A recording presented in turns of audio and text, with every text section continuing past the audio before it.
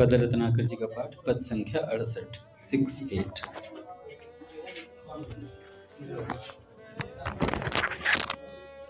श्री भाई जी बाबा की,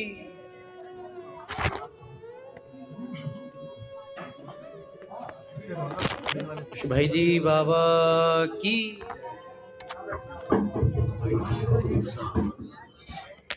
प्रेम से बोले श्री भाई जी बाबा की। केवल तुम्हें पुकारूं प्रियतम, देखूं एक तुम्हारी ओर। केवल तुम्हें पुकारूं प्रियतम, देखूं एक तुम्हारी ओर।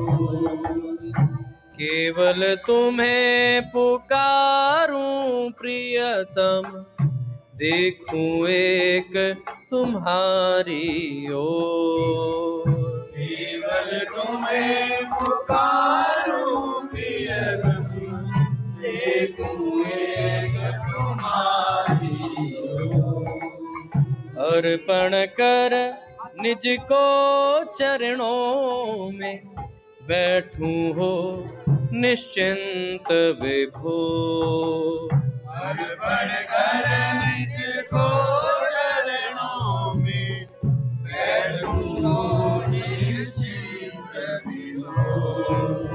प्रभो एक बस तुम ही मेरे, हो सर्वस्व सर्व सुख सार। प्रभु एक बस तुम ही मेरे, हो सर्वस्व सर्व सुख सार। प्राणों के तुम प्राण आत्मा के आत्मा आधे आधा। प्राणों के तुम प्राण आत्मा के आत्मा आधे आधा। भला बुरा सुख दुख शुभाशुभ, मैं न जानता कुछ भी ना। भला बुरा सुख दुख शुभाशुभ, मैं न जानता कुछ भी ना। जानो तुम ही करो तुम सब ही, रहो निरंतर मेरे साथ। जानो तुम ही करो तुम सब ही, रहो निरंतर मेरे साथ। भूलूं नहीं कभी तुमको मैं, स्मृति ही हो बस जीवन साथ।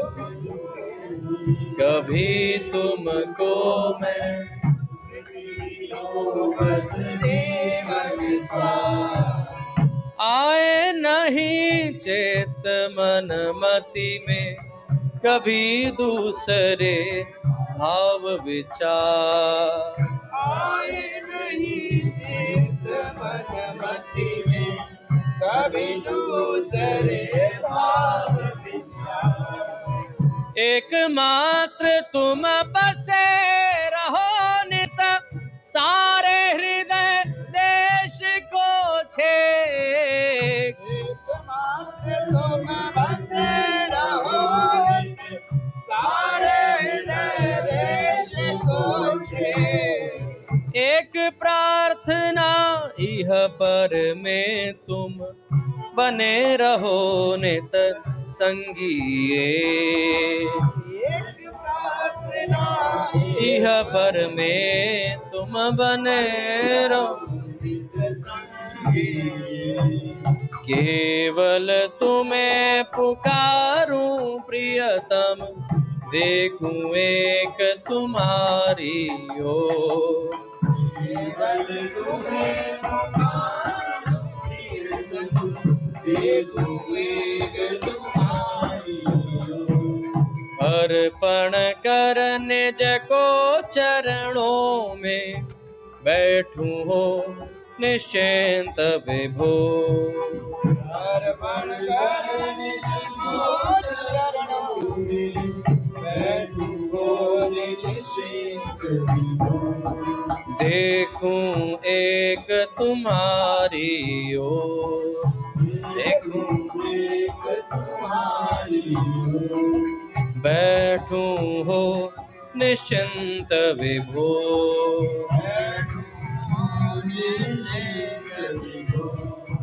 श्री भाई जी बाबा की।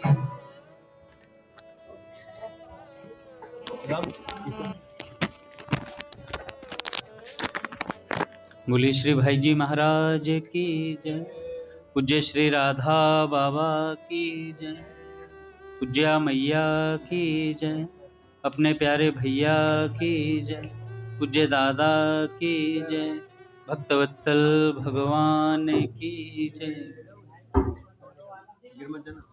हरि बोल। बड़े सौभाग्य का क्षण है कि आज भी हमें सत्संग और कीर्तन का परम लाभ प्राप्त हुआ। पहले सेठ जी कुछ वाक्य सुनते हैं, उसके बाद किसी भक्त की चर्चा करेंगे।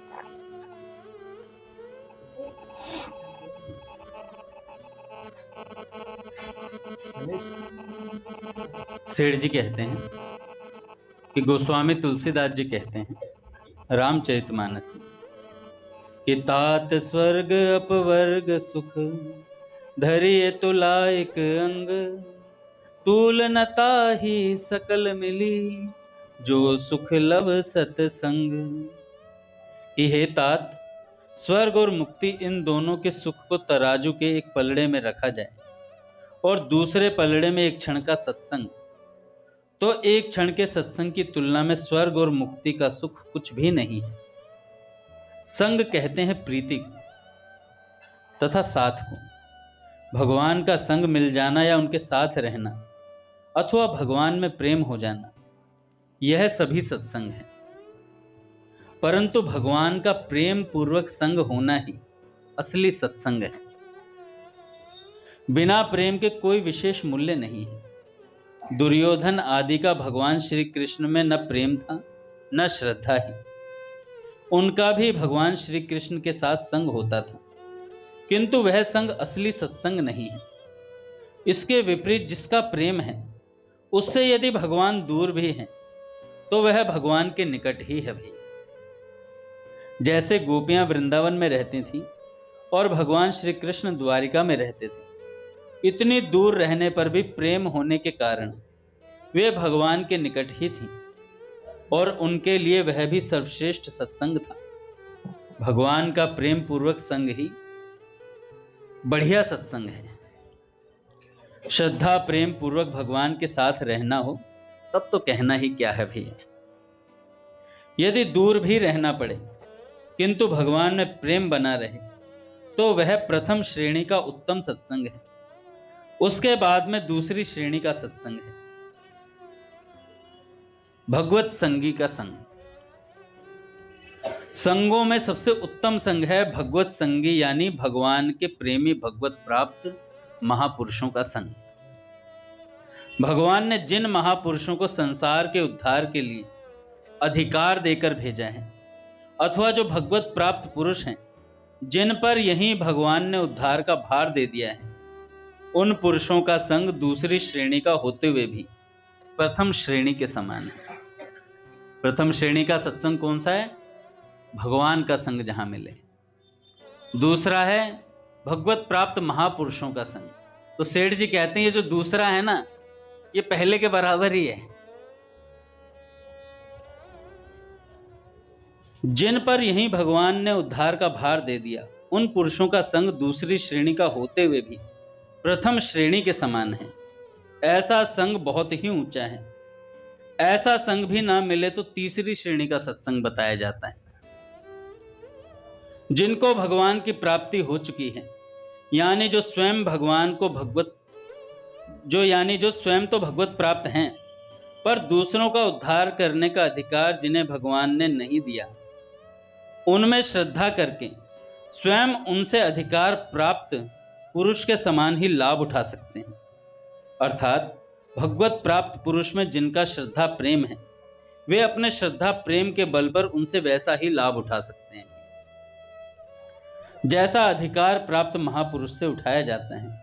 ये तीसरी श्रेणी का सत्संग है। और चौथी श्रेणी का सत्संग है उच्च कोटि के साधक पुरुषों का संग, जो भगवत प्राप्ति के मार्ग में चलने वाले हैं। उन पुरुषों में भी श्रद्धा प्रेम हो जाए तो हमको भगवान की प्राप्ति हो सकती है। और गौण वृत्ति से तो सत्पुरुषों के अभाव में सत शास्त्रों का संग भी सत्संग कहलाता है। तो सेठ जी ने 5 बता दिए। पहला भगवान का संग, दूसरा भगवत प्राप्त महापुरुषों का संग।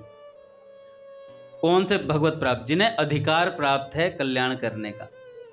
तीसरा, जिन्हें अधिकार प्राप्त नहीं है पर वे भगवत प्राप्त हैं, और आपको पता चल गया ये भगवत प्राप्त है पर अधिकार ये दूसरों को नहीं कराएंगे, ये स्वयं आत्मारामी संत हैं।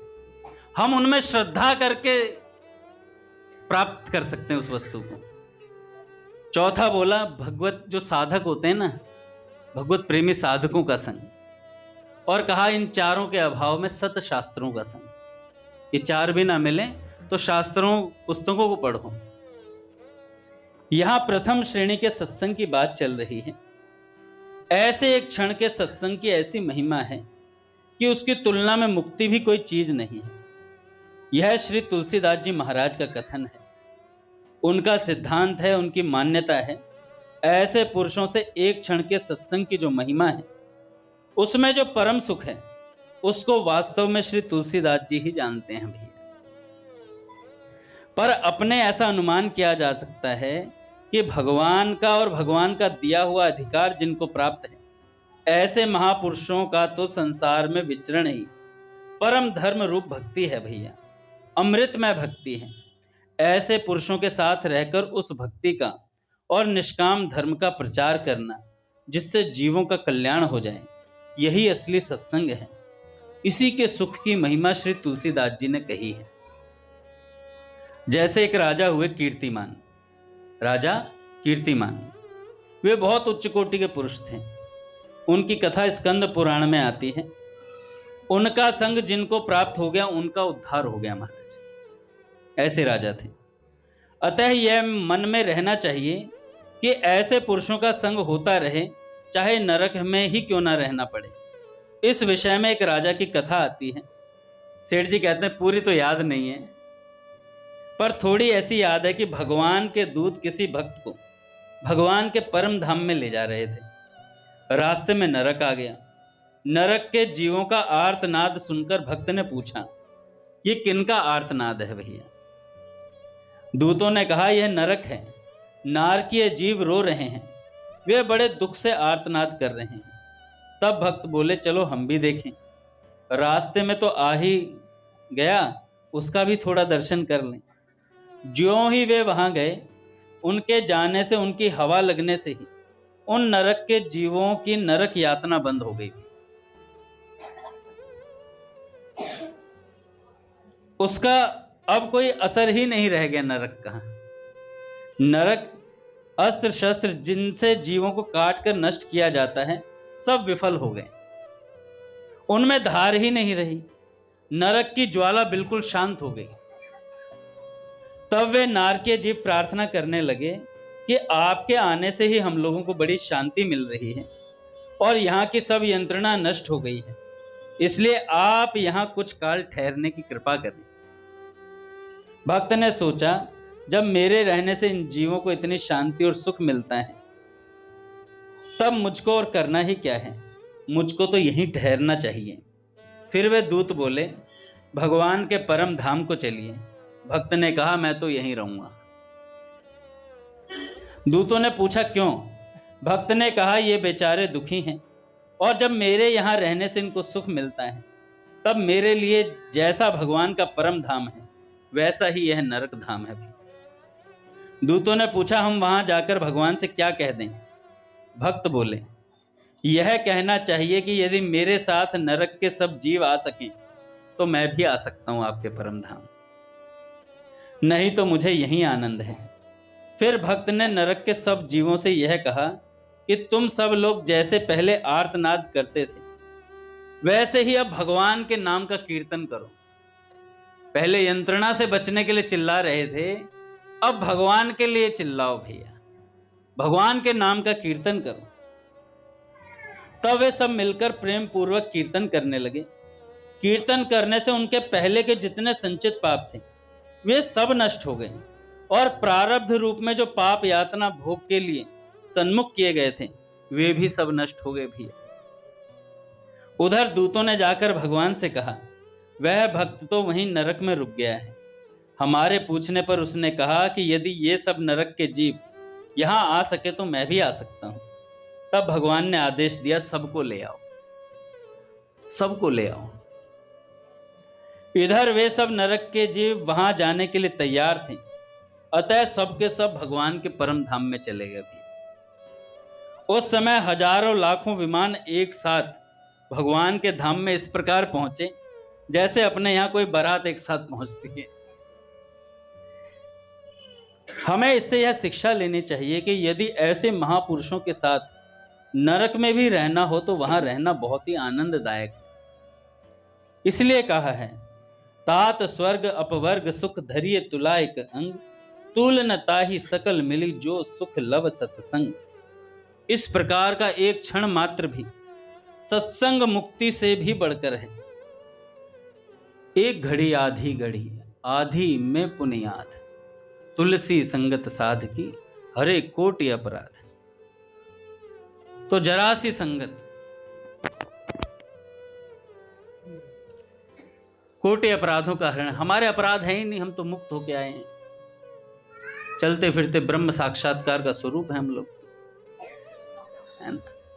हमें भय ही नहीं है किसी चीज का, पता नहीं क्या किस ख्यालों में खोए हुए हैं, क्या सोच लेकर हमारे दिमाग।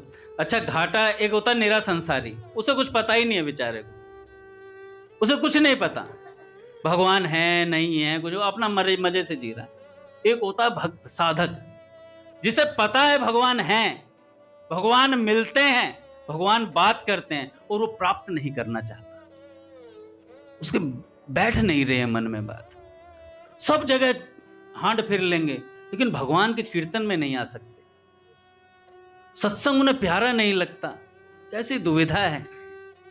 और फिर कहते हैं हम भगवान से प्रेम है, हम भगवान के लिए ये कर देंगे वो कर देंगे। कुछ नहीं कर सकोगे। स्वामी जी महाराज कहते हैं, स्वामी राम सुखदास जी महाराज कहते हैं, हमें सोचते हैं हम कुछ कर लेंगे, हमारी साधना से मिल जाएगा, हम 1 लाख नाम जप करेंगे, 2 से करेंगे, 3 से करेंगे भगवान की प्राप्ति। भगवान कहते हैं कर बेटा जितना कर सकता है, तेरे करने की खुराक ही निकालूंगा मैं। जब तक हाथ नहीं खड़े कर देता साधक, पूज्य मलुकपीठ सरकार कह रहे थे कि जीव सोचता है मेरी साधना से भगवान मिलेंगे, पर भगवान उसके मन की निकलवाते हैं, तू कर साधना कितनी कर सकता है। जो वो साधना कर करके ये कह देता है, नाथ अब नहीं होगी मुझसे कोई भी बात, अब मैं हार चुका हूं, भगवान कहते हैं बस यही चाहता था मैं तुझसे, तू हाथ खड़ा कर दे, हे नाथ मैं आपका हूं और केवल आप ही मेरे अपने हो। फिर भगवान कहते हैं अब तक तू कर रहा था, अब तुझसे होगा, अब तुझसे होगा। क्योंकि जब भगवान किसी से प्रेम हो जाता है ना, फिर भक्ति के लिए कहना नहीं पड़ता। अब रामकृष्ण आपको अपने बच्चों से प्रेम करने के लिए कोई ट्रेनिंग मिली? कल भी इस बात पे चर्चा हुई थी, कोई ट्रेनिंग मिली? नहीं मिली। संबंध है, प्रेम है, संबंध नहीं है प्रेम नहीं है। जितनी दूरी बढ़ेगी उतना संबंध से दूरी बढ़ जाएगी, ध्यान रखना इस बात। जितनी दूरी बढ़ेगी उतनी संबंध। आप देख लो, जो कोई आपका मित्र आपके साथ रहता था 2-3 महीने, वो 2-3 महीने अलग रहने लग जाए, उससे इतना अटैचमेंट नहीं रहता है, नहीं रहता है। संसार का नियम है, घटता चला जाता है सब कुछ। ऐसे ही सत्संग कीर्तन है भैया, अगर आप इसे अभी आदर नहीं दोगे तो फिर भगवान कहेंगे, भगवान अपना हाथ खींच लेंगे पीछे। आप क्या समझते हो फ्री में है क्या सब कुछ? अरे किसी महापुरुष की साधना का फल है ये कीर्तन जो हमें मिल रहा है, नहीं तो मिलता नहीं है महाराज। देखो नोएडा गुड़गांव में क्या हालत है लोगों की। मैं तो देखता हूं अपने ऑफिस के बाहर सेक्टर 125 में शराब के अड्डे के सामने नौजवान लोग ऐसे अखबार बिछा करके शराब पीते हैं। और मैं सोचता हूं, जब मैं 6 बजे निकलता हूं, मैं कहा हमारे मंदिर के लड़कों का सब भक्तों का कितना बड़ा सौभाग्य है कि हम लोग ऐसे समय मिला हुआ है हमें कि हम लोग कीर्तन करते हैं, भगवान से प्रेम की बात करते हैं, ऐसी चकाचौंध में भी। तो ये हम ये ना सोचे कि हम बहुत कुछ कर रहे हैं, किसी महापुरुष की साधना का फल है।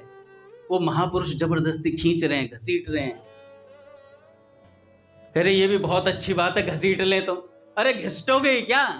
उन महापुरुष की सहायता करो, जोर शोर से और भजन करो, और नाम जप, और सत्संग, और भगवान की बातें, और भगवत लीला का चिंतन। जितना जितना करोगे उन महापुरुष को इतनी प्रसन्नता होगी, वे कहेंगे तू कुछ भी नहीं करेगा तो भी तुझे दे दूंगा। पर भक्त कहेगा, प्रेमी कहेगा, नहीं नाथ कुछ करना चाहता हूं, आपको कुछ देना चाहता हूं। अरे इतना लिया है, सांस ले रहे हो, धूप ले रहे हो, रोटी सब्जी, बढ़िया कपड़े पहन रहे हो, जो ऐशो आराम चाहिए भगवान ने सब दे रखा है, तब भी हम भगवान के लिए समय नहीं दे सकते। तो एक घड़ी आधी में पुनियाद, तुलसी संगत साध की हरे कोटि अपराध। तो कुछ भी हो जाए, ये नाम, ये संकीर्तन, ये सत्संग छूटना नहीं चाहिए। कभी अपने विनीत भैया को देखा है? मैं 2010 में मिला था, गीता भवन नंबर 3, और जो पीछे वाला गेट है ना, उसके पास ही जहाँ एसी कमरे बन गए हैं, वहां पर एक कमरा हुआ करता, वहां पर विनीत भैया अकेले थे उस कक्ष में। पहली बार मैं मिला था विनीत भैया से, देखा था तो क्या गांभीर्य था उनके चेहरे पर। 2010 की बात है। उसके बाद तो साधक के जीवन में क्या क्या परिवर्तन उनके जीवन में हम लोग स्वयं देखते हैं। मेरे एक बात समझ में आई, अगर सत्संग में गंभीर रहा जाए, सत्संग को गंभीरता से लिया जाए, तो साधक के जीवन में परिवर्तन आता है। गंभीरता से नहीं लेंगे, बस ऐसे ही चल रहा है, सुबह हुई शाम हुई जिंदगी हुई तमाम हुई, तो आप देख लेना वो ढीला ही रहेगा साधक। हमेशा एक ही प्रश्न रहेगा, भगवान से प्रेम कैसे हो? अरे ये कोई प्रश्न है क्या? हम भगवान के, भगवान हमारे, प्रेम कैसे हो की बात ही नहीं। प्रेम है भाई, प्रेम है? बस अब करना क्या है? बच्चों से प्रेम होता क्या? खिलाते हैं भैया, बच्चों खिलाते हैं ना, गोदी में ले लेके लूरू पुरू करते हैं गणेश। तो ऐसे ही भगवान के साथ हमें खेलना है।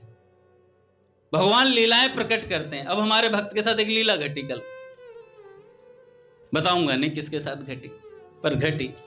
भगवान खेलते हैं उनके साथ। वो बाथरूम करने गए थे, एक छोटा गाय का बछड़ा और बाल कृष्ण भगवान उनके साथ बाथरूम में आ गए। सोचो, किसी दूसरे भक्त से कहा उन्होंने कि भाई तुझे कुछ दिख रहा है क्या?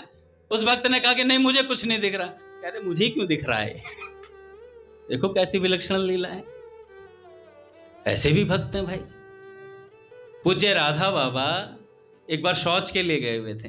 पूज्य मिश्र जी सेवा में थे, मिश्र जी सेवा में थे।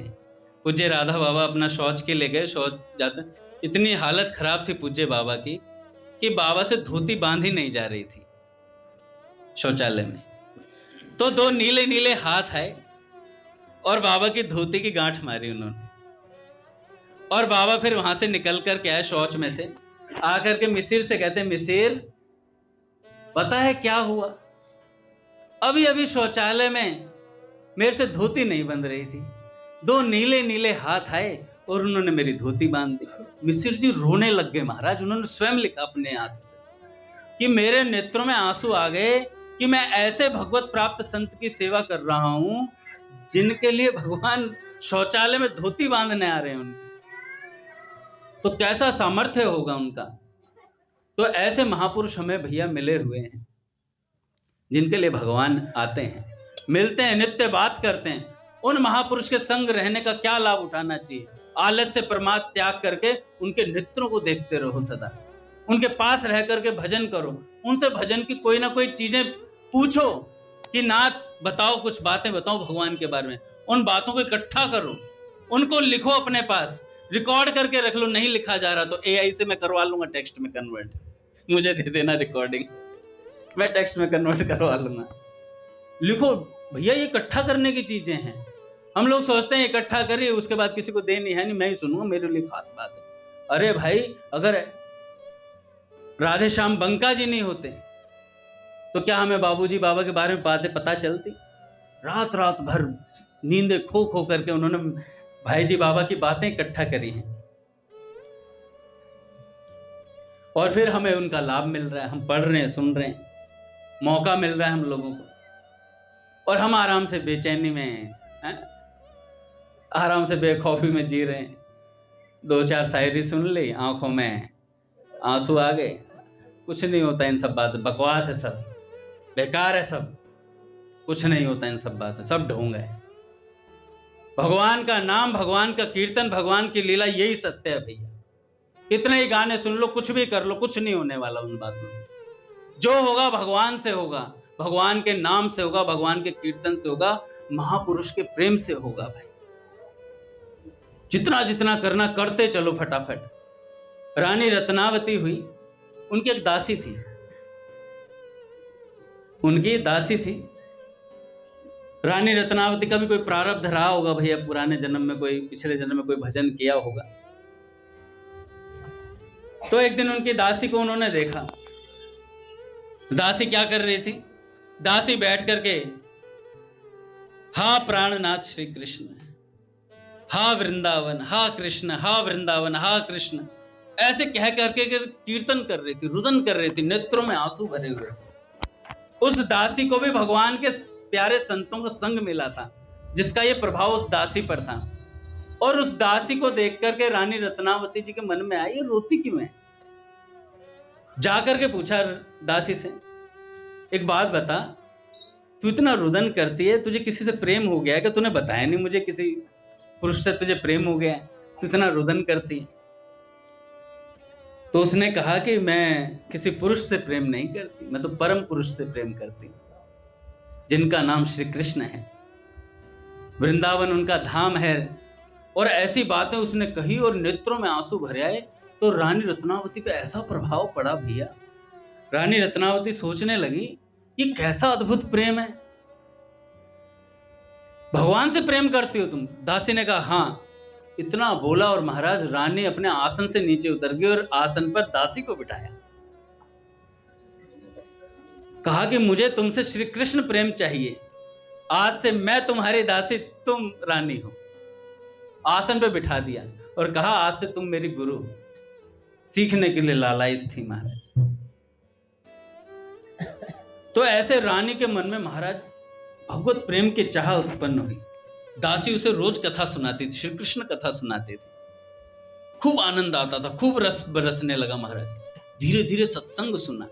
पूज्य मलुकपीठ सरकार कह रहे थे, किसी को दीक्षा चाहिए ना, उससे पहले दीक्षा की तैयारी करनी चाहिए। क्या तैयारी करनी चाहिए? कम से कम 35-40 भक्तमाल भगवत कथा रामचरितमानस सुनो, उसके बाद एक धरातल बनेगा भगवान के संतों को समझने के लिए, एक बात समझ में आएगी तुम्हारे। उसके बाद दीक्षा की सोचो। या तो दीक्षा ऐसे लेते हैं जैसे रिक्शा पकड़ रहे हो, फलाने महाराज जी आगे दीक्षा दे दो, कंठी डाल दो गले में, ऐसे नहीं भैया। पर जब संत कृपा करते हैं तो अनायास जबरदस्ती भी दीक्षा देते हैं भाई। एक बार एक संत जा रहे थे रेल में, और एक संसारी आदमी था, संतों से बहुत चिढ़ता था और भगवान के नाम से तो अथाह चिढ़ता था। कोई रामानंदी संत थे, अपना आराम से रेल के डिब्बे में बैठे, तो जो संसारी था जानबूझ के जगह नहीं दे रहा था। जैसे कई लोग होते हैं बहुत अजीब और गरीब, थोड़े चिड़चिड़े से होते हैं। आज की बात बताऊं, मैं सब्जी मंडी में से बाइक लेके निकल रहा था, एक दुकान पे खड़ा हुआ तो हल्की सी बाइक किसी के लग गई उसके पैर पे। अरे भाई क्या कर रहे हो, क्या कर रहे हो? मैं कहा भाई क्या हो गया? मैंने तो ऐसा कुछ कर बाइक चढ़ा दी तुमने पाँव पे। मैं भाई गलती होगी, माफ कर दे यार। कैसे लोग होते हैं, बोलने लगा, कैसे लोग होते हैं बदतमीज से। मैं इतना बोलने की जरूरत नहीं है, माफ कर दे भाई, शांत रहे, तू क्यों अपना धड़कन बढ़ा रहा है? बीपी हाई हो जाएगा थोड़ी देर में। मेरे पास गोली तो है, रखता हूं जेब में। तो उन सज्जन ने क्या किया, उन संत को ना, मतलब जगह पे बैठे हुए थे सीट पे ही, जानबूझ के पैर फैला लिए